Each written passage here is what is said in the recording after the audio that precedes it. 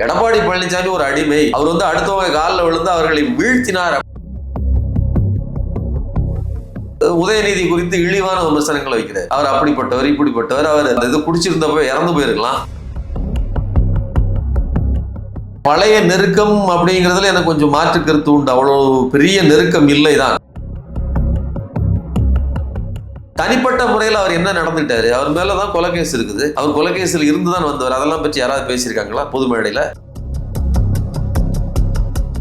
இந்த மாதிரியான சில்லறை சண்டைகளை அவர் உதயநிதி தான் பேசுறாரு.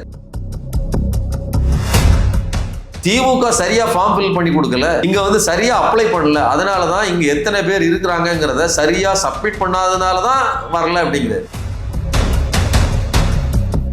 அந்த இடத்தில் நான் சரியாக போராடுகிறேன்னு விஜய் சொன்னா அது விஜய்க்கான பிரச்சனை. விஜய் அப்படி பேசலையே. மம்தா பானர்ஜி ஒரு எமோஷனல் லீடர் தான். அவங்க இங்க ஜெயலலிதா மாதிரி அதுவும் மோசம்னு சொல்லலாம். மம்தா இப்படி பேசுவாங்கன்னு ஒரு திட்டத்தோடு பாஜக செய்திருந்தால் யார் பாஜகவின் வலையில் விழுந்தது? மம்தா தானே. கூட்டணி கட்சி தலைவர்கள் நிற்கிற இடத்தில் தீவிரமாக வேலை செய்யாமல் அவர்களை ஜெயிக்க வைக்காமல் இருந்தால் அவர்கள் மீது நடவடிக்கை எடுக்கப்படும் சொல்லியிருக்காரு. பாஜகவை வீழ்த்தணும்னு எடப்பாடியே வேலை செய்யறாரு. இந்த எலெக்ஷன்ல நீங்க பேசின பேரம்ங்கிறது உங்களுடைய மாண்பை குறைத்து விட்டது. கூட்டணியை பாதுகாப்பது அந்த வேலையை திமுக செய்கிறது. ஆனால் அதை காங்கிரஸ் செய்கிறதா? குறிப்பா ராகுல் காந்தி செய்கிறாரா?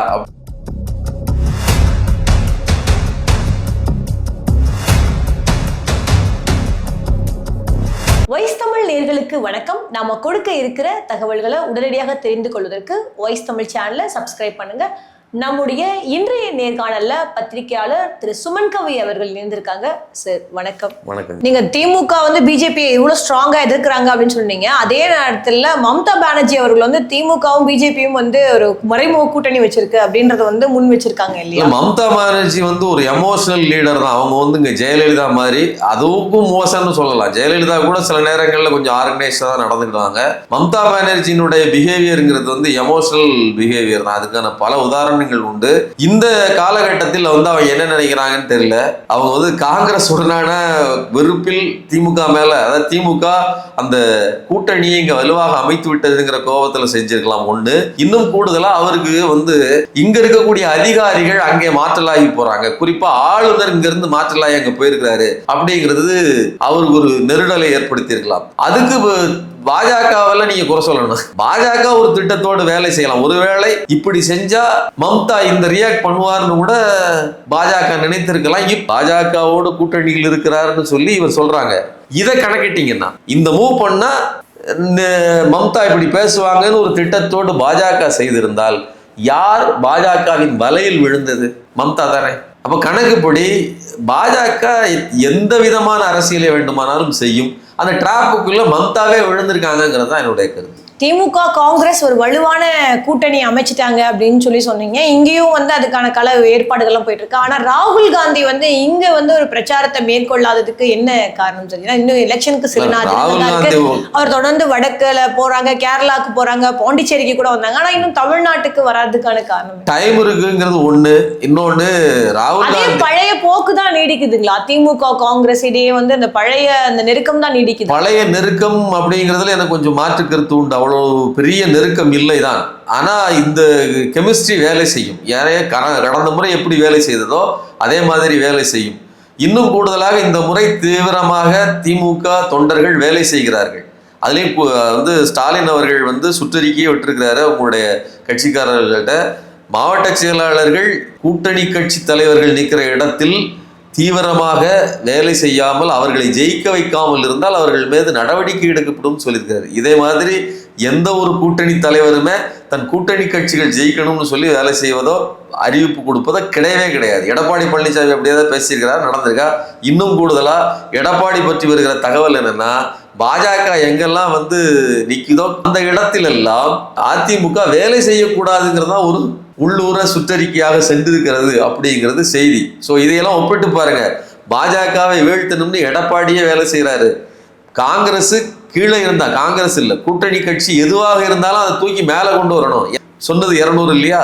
ஸோ 200 அடிக்கணும் அப்படிங்கிற அந்த வேகத்தில் இவர்கள் வேலை செய்கிறாங்க. இந்த கெமிஸ்ட்ரி வேலை செய்யும். காங்கிரஸ் அதுக்கு ஒத்துழைப்பு கொடுக்குறாங்களா? காங்கிரஸ் ஒத்துழைப்பு கொடுக்குறாங்க.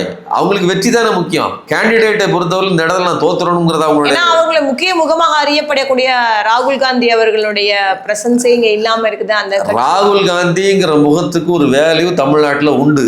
ஆனா ராகுல் அந்த வேல்யூவை குறைச்சிட்டு இருக்கிறாரு. ஒவ்வொரு முறையும் நீங்கள் தவறு செய்கிற போதும் உங்களுடைய மாண்பு கீழே இறங்குகிறது.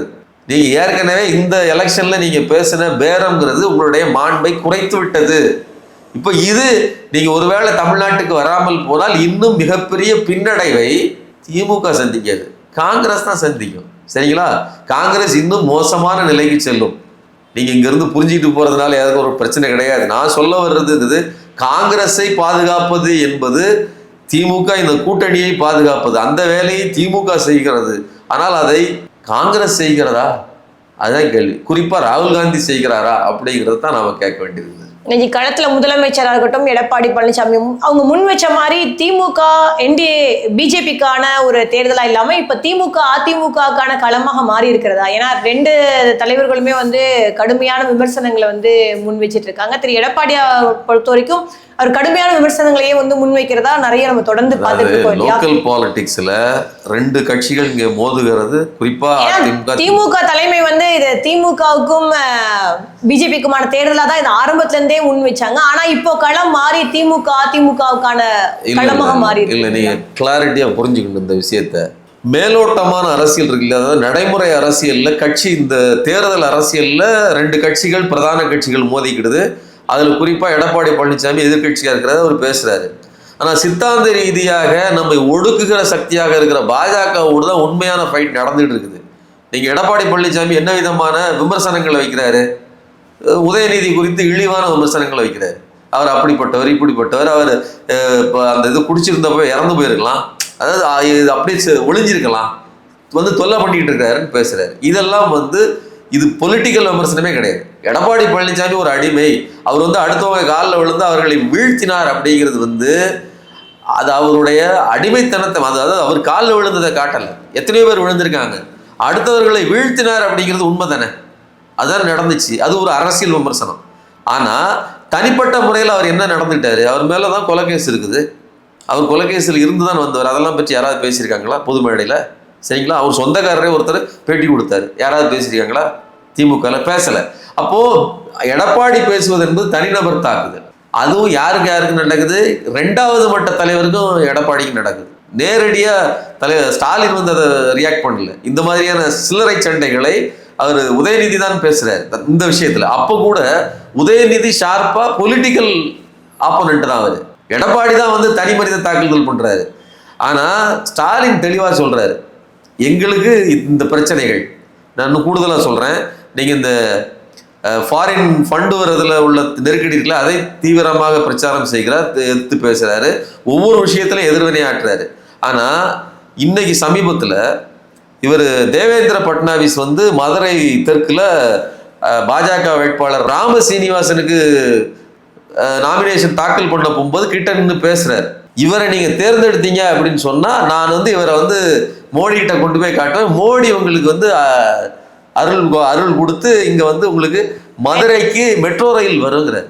முந்தின நாள் பாஜக தலைவர் அண்ணாமலை என்ன சொல்கிறாரு? திமுக சரியாக ஃபார்ம் ஃபில் பண்ணி கொடுக்கல, இங்கே சரியாக அப்ளை பண்ணல, அதனால தான் இங்கே எத்தனை பேர் இருக்கிறாங்கங்கிறத சரியாக சப்மிட் பண்ணாதனால தான் வரல அப்படிங்கிறார். அது உண்மையா? ஒரு பாஜக கேண்டிடேட் அந்த இடத்துக்கு வரும்னு சொன்னால் அதோட பொருள் என்ன? இங்கே மக்களால் தேர்ந்தெடுக்கப்பட்ட ஒரு அரசு, அது யார் வந்தா என்ன, கொடுக்க வேண்டியது உங்களுடைய பொறுப்பு இல்லையா? அப்போ இது ஒரு மிரட்டல். இதைத்தான் நாம் சொல்கிறோம். நீ பிஎம்சி பள்ளிகளை கொண்டு வந்தால் மட்டும்தான் நான் நிதி தருவேன், மும்மொழி கொள்கையை ஏற்றுக்கோ அப்படின்னு சொல்லி தர்மேந்திர பிரதான் சொன்னதும், இன்னைக்கு தேவேந்திர பட்னாவிஸ் இப்படி சொல்லியிருப்பதும் நேரடியாக பாஜகவுக்கும் தமிழ்நாட்டுக்கும் இடையில் தான் போர். சரிங்களா? அதனால தான் நாம் இது தமிழ்நாடுங்கிறோம். இது திமுகன்னு ஏன் சொல்லலை அப்படின்னா, இது திமுகவான பிரச்சனை இல்லை, தமிழ்நாட்டின் பிரச்சனை. அதுக்கான ரெப்ரசன்டேட்டா திமுக இருக்குது. அந்த இடத்தில் நான் சரியாக போராடுகிறேன்னு விஜய் சொன்னா அது விஜய்க்கான பிரச்சனை. விஜய் அப்படி பேசலையே. உங்களுடைய நேரத்தை பகிர்ந்தமைக்கு மிக்க நன்றி. நன்றி.